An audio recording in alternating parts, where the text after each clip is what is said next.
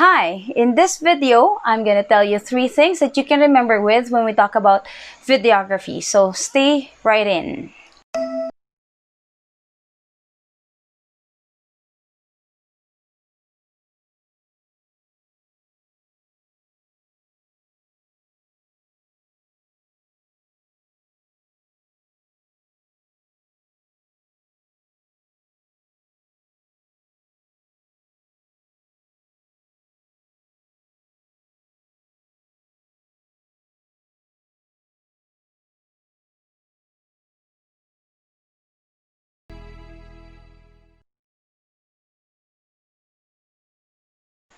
Okay, so when we talk about videography, you just have to remember 3 things. That is camera SAM. So camera S-A-M. S stands for camera shots, A stands for camera angles, and M stands for camera movement. So those are the 3 things to remember when you are creating videos using your mobile phones, using your DSLR, mirrorless, or any device that can capture videos. Now, knowing these things are very, very important for you to create a very good video. Okay, it is very essential for scriptwriters, for directors, for cameramen to know these basic things to visualize the stories to make it look better to those who are watching. Okay, so when we talk about camera shots, it is basically the start of our recording up until its end. Okay, it also talks about how we frame our subject and the surrounding in our camera. So actually, there are many ways in which you can frame the subject, from seeing entirely the body to seeing only a specific area or part of its face or its body that you want to focus more or you want to feature more. This can be summed up into 3, namely the wide shots, the medium shots, and the close-up shots. So the wide shots are the long shots. It means you can see more of the surrounding and less of your subject matter. So the subject matter is smaller compared to its surrounding. The close-up shots are more detailed, while the medium shots fall somewhere in between. Let's start off with extreme wide shots, or EWS. An extreme wide shot showcases the surroundings of a character. It prominently features scale, distance, and location. It is often taken from a distance, and this shot is often also used as an establishing shot. It typically features landscapes or massive building exteriors. So I'll show you an example of that. So you can see from the example that the space or the surrounding is bigger than its subject, that the subject looks smaller compared to its surrounding. The second shot is actually the wide shot. The wide shot frames a character from head to toe. It is also referred to as a long shot or a full shot. These shots are used to show the audience the context and space of a scene by featuring scale, distance, and location. In the absence of the extreme wide shot, the wide shot can also be used as an establishing shot, and this is an example of that. The next one is the medium-long shot. The medium-long shot frames the subject from the knees up, and often the focus is on the location rather than the character. The medium-long shot is often used as an establishing shot also, as it shows a character in relation to their surroundings. So here is an example of the medium-long shot. The next is the medium shot. A medium shot frames a character from their waist up. It should be considered a personal shot, as it frames a character so it appears that the audience is in a conversation with them. This is why the medium shot is often used in interviews. It is a relatable angle that everyone is used to. So here's an example of that shot. The next is the medium close-up, or the MCU. The medium close-up shot frames a character from the middle of their chest and up. It is sometimes called head and shoulders shot. The emphasis is on the character's facial expression, but their body language should complement the overall composition. So here's an example of that.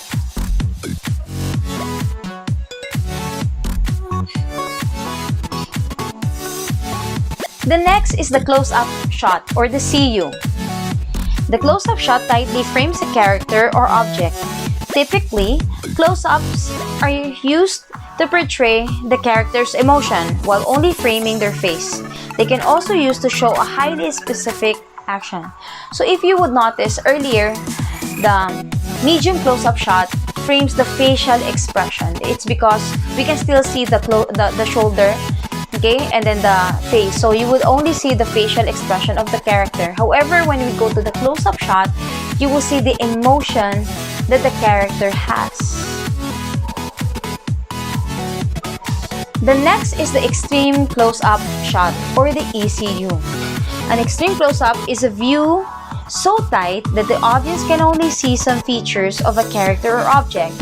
The entire screen is filled with a single feature, like a character's eyes or mouth or anything that the character may be holding. So to recap, here are the camera shots. We have the extreme wide shot or EWS. We have the wide shot, the WS. Medium long shot, MLS. Medium shot, MS. Medium close-up shot, MCU. Close-up, CU. And extreme close-up, ECU.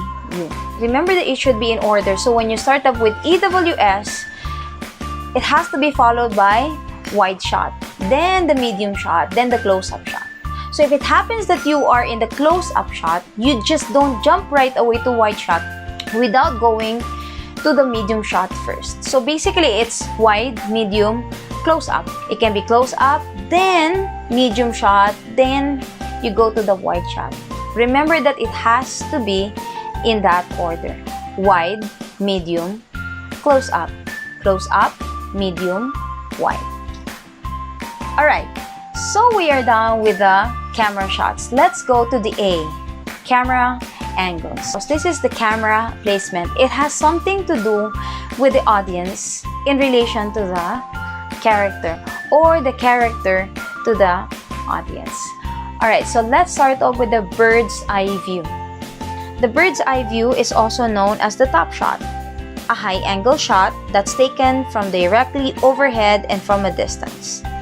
The shot gives the audience a wider view and is useful for showing direction and that the subject is moving, to highlight special relations or to reveal to the audience elements outside the boundaries of the character's awareness. This shot is often taken from a crane or drone. Remember that when shot is taken from a high angle, there's this feeling that the character may not be so aware of what's happening around them. So if you want to let your character feel that, they're on their own and they don't care what's around them, then bird's eye view will be the best angle that you can choose from. So an example of that is like this. The next one is the high angle view. The subject is photographed or taken from above eye level. This can have the effect of making the subject seem vulnerable, weak, and frightened. So as you can see, the subject looks vulnerable, weak, and frightened, while the audience feels like superior. So when something is taken from above, above eye level, remember that the subject becomes inferior and then the audience feels superior. The next one is the low angle. It is basically the opposite of the high angle, in which the angle is a little below the eye level. In this angle, the subject looks superior while the audience or the viewer looks inferior. And here comes the worm's eye view.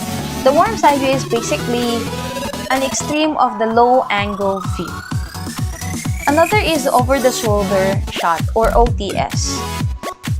This is a popular shot where a subject is shot from behind the shoulder of another, framing the subject anywhere from a medium to close up. The shoulder, neck, and or the back of the head of the subject facing away from the camera remains viewable, making the shot useful for showing reactions during conversations. It also tends to place more of an emphasis on the connection between two speakers rather than detachment or isolation that results from single shots. We also have the canted view.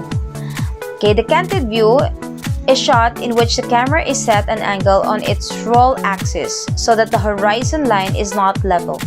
It is often used to show a disoriented or uneasy psychological state of the character, just like this one. Okay, for the last one, we have the camera movements. So the camera movements are a little bit easy to remember because there are two categories that we can remember it from.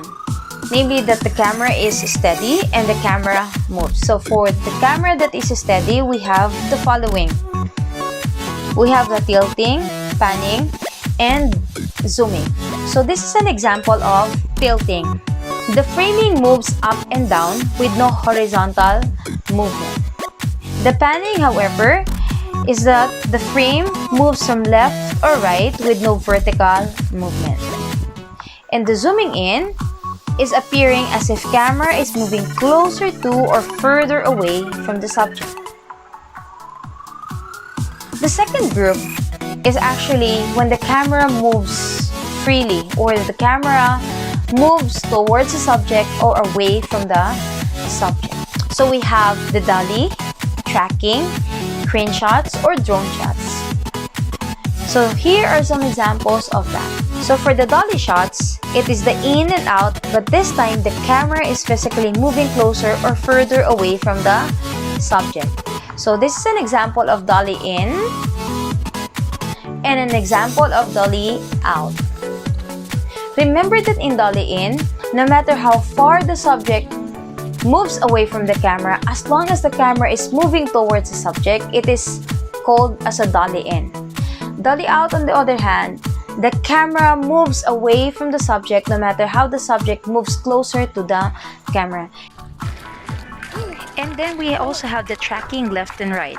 This time the camera is physically moving left or right to the subject. And of course, we have the crane shots. A crane shot is a shot taken by a camera on a moving crane or jib. Crane shots are often found in what are supposed to be emotional or suspenseful scenes. Also, we have the drone shots, in which shots are taken from a drone.